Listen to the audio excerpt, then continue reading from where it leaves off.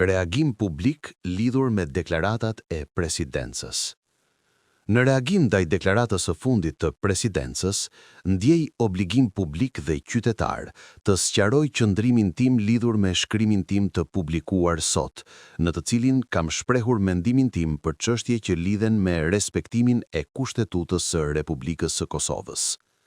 Në këtë shkrim, kam theksuar se, sipas vlerësimit tim dhe duke u mbështetur edhe në opinionet e disa njohësve të së drejtës kushtetuese, veprimet e presidentes mund të konsiderohen si shkelje e Kushtetutës.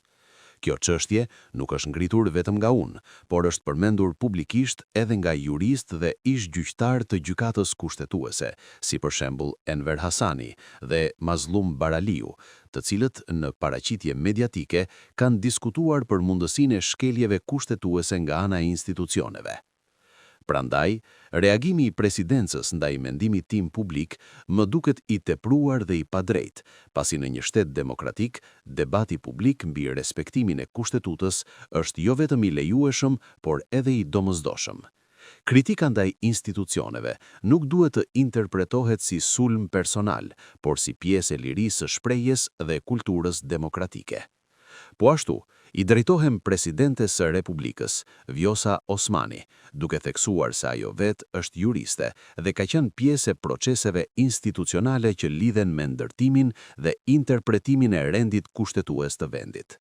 Pikërisht për këtë arsye, përgjegjësia për respektimin e Kushtetutës duhet të jetë edhe më e lartë. Në Kushtetutën e Republikës së Kosovës nuk parashihen dënime kapitale për shkeljet kushtetuese, por ekzistojnë mekanizma institucional dhe juridik për trajtimin e tyre.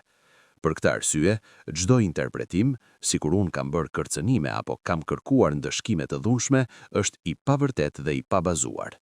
Referenca ime ndaj shembujve nga Turqia kishte karakter krahasues dhe informues, duke përmendur mënyrën se si shtete të ndryshme reagojnë ndaj tentativave për grust shteti, jo si thirrje për veprime të tilla në Kosovë.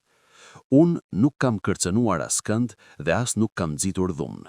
Kam shprehur vetëm një mendim kritik dhe qytetar mbi respektimin e Kushtetutës dhe mbi përgjegjësinë e institucioneve publike.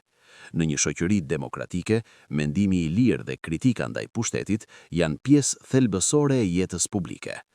Në fund, theksoj se çdo institucion, përfshirë presidencën, duhet jetë i hapur ndaj kritikës dhe debatit publik, sepse sovraniteti buron nga qytetarët dhe vullneti i tyre demokratik duhet të respektohet në çdo rrethan.